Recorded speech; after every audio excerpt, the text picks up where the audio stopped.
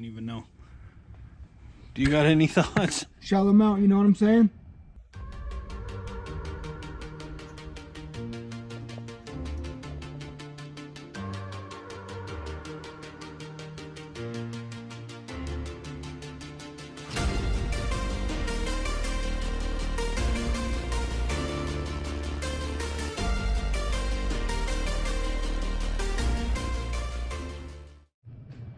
We are looking at the stereo on this Nissan Patrol.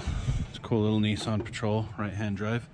What's going on is something has happened, and the ground right here, sorry if it's a little dark, but the ground right here, when the sub is hooked up, we're getting power and it's sparking out, which the ground should not have power on a 12-volt system. Sub and center. Alright, so we just got the stereo out. We're looking back here, and we've got sub and center, which is a weird labeling for the RCAs, but there's RCAs right there. So why did the RCAs go from actual RCAs to splicings? These are also house RCAs. And they're also house RCAs. Alright, forgive the vacuum. We got the littles here doing some detail work on the inside of some cars. But so we're looking at this, and they have their remote hooked up to the power antenna wire, which if you're hooked up to an antenna wire, that's going to cause some feedbacks. So we are going to deal with that in a second. Now we're going to go track down the RCAs and figure out exactly what is going on with the RCAs. All right, so we come back here. This right here and these Roxford Fosgates are the quick connect for the audio input right there. So these typically, on all the other ones that we've done, they go to RCAs, the RCA connection. So now this is spliced in with some sort of speaker wire. So now we got to track down and figure out what exactly they did. Alright, so we figured out that they spliced the RCAs all the way up here by the stereo. Then we verified that, well, we haven't verified much yet. We're trying to figure out why exactly the amp back here got crossed in polarity and is sending power through the amp into the ground. What we're doing is we're testing voltage. So that's 12 volts going in. As you can see, it's 12 volts. Directly from the battery. Directly from the battery. Now this is the ground coming out of the amplifier. So the power's going through the amplifier instead of the ground being a ground. It's now sending power through the amplifier into the ground wire. So the sub amplifier itself is fried. Well, got the stock amp pulled out. That's the old stock factory amp. It's a Clarion. There's the little tag at, there it is. And there's the Clarion. Just an encased amplifier here, so unless we really want to dig into it, there's not too much to diagnose. I did check that the fuse was good. It's old, but it's good. And then we come down here, and here's the plug-in for the stock amp. And just getting going, I can't see anything wrong with it, but definitely check the ground connection and stuff and see if there's a reason that it's getting feedback or if the amp is just shot and it's time for a new amp. So now what we're doing is we're verifying that the static and feedback is coming from the actual OE amplifier and not this head unit, because of whatever happened to the subwoofer. That obviously got fried, so we're trying to figure out if the OE amplifier got fried as well, or if the head unit got fried as well, or if all three of them are just donezo. Alright, so you can hear the beep in the speaker. Before, I don't know if you heard it on video or not, but we were getting a lot of feedback. Now, there's no feedback.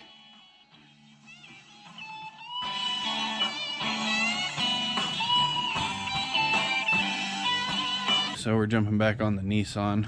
I'm gonna get a new amplifier. Tested the head unit good. Gonna get a new amplifier and a new sub for this bad boy. So once those come in, we can get back on the stereo for this. So our next project on this bad boy is figure out what's going on with the window and while it's not rolling up good. So we're gonna dig into that. All right, we got the door panel off. Somebody's been in here. Oh, we know somebody's been in here. Telltale signs. That's stripped out. Sound barrier gone. This was broken on the handle. And somehow they cracked it. Oh well. Cracked the metal. Interesting.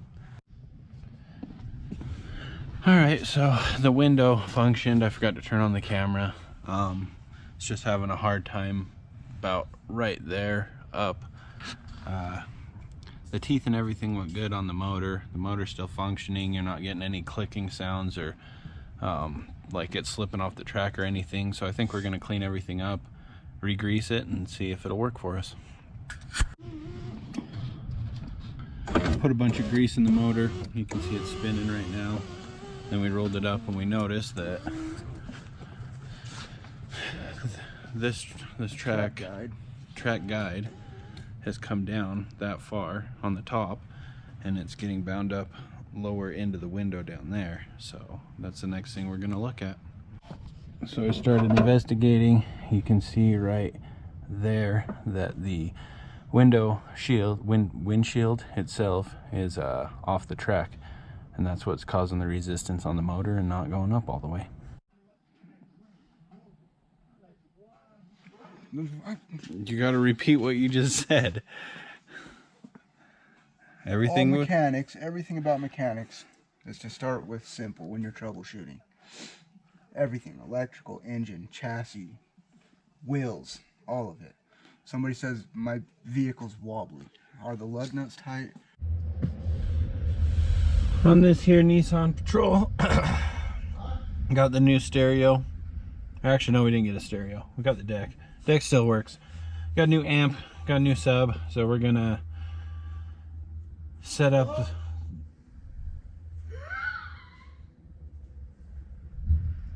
Ridiculous. No respect. No respect. Anyways, we're gonna set up the stereo and amp and sub, do all this stuff correctly.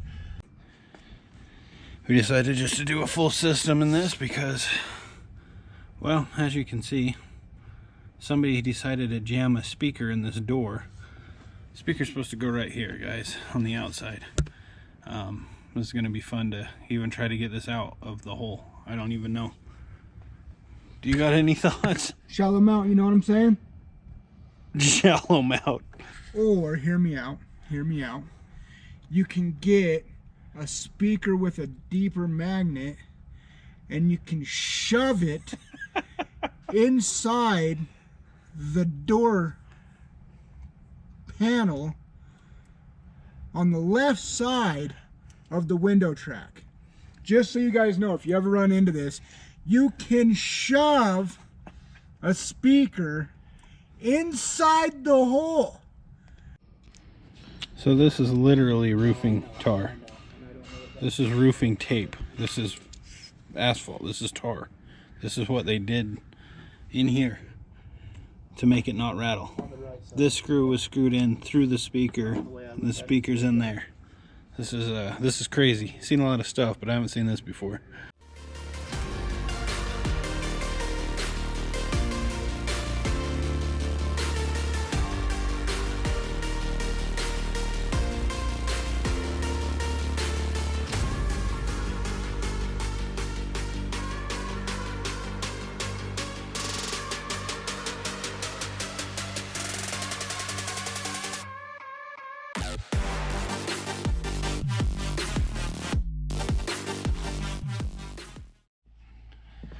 All right, give you guys a run through. So ran new speaker wires to all 4 speakers.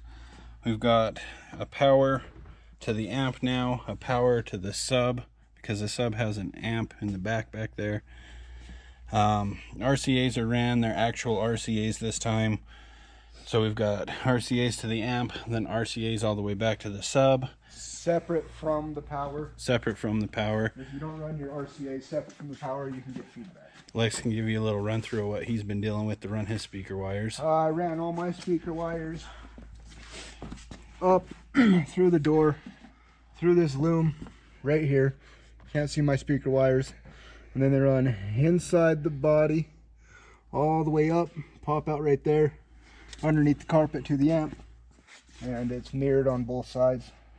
Ran 2 different colors back here so that we would not get them confused. Since I had to run so many wires, I didn't want to try to tape it and lose my tape.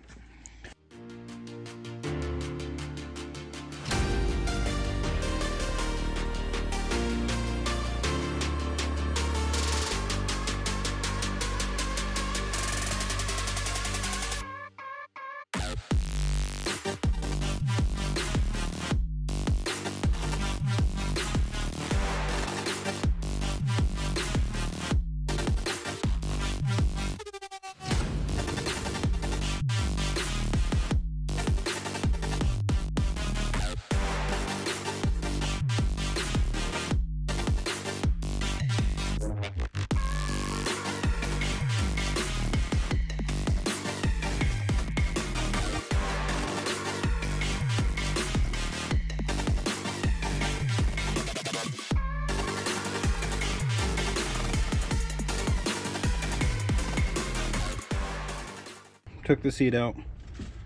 That's where the amp's gonna sit.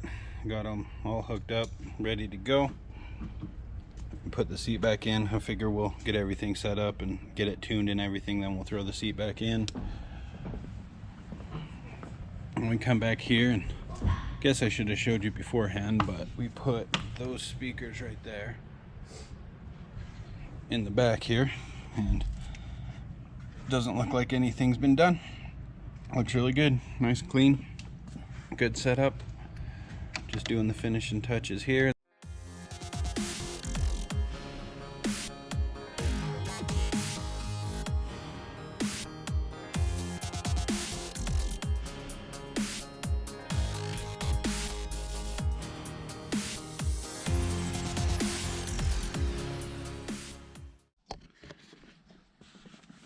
Alrighty, well, we got it all put back together and new speakers in. We still got to put the seat in and a few little stuff, but as far as all the wiring and everything goes, it's all done. That was a pain in the butt. We didn't really gut this or anything, and we were dealing with somebody else's messes, and they did it way wrong, as you'll see in the video, but for what it is, everything's ran correctly now, and it's really clean. So now to see how it sounds. Very, very minimal static, if any at all. So I think we got the problem solved, and this stereo sounds great now.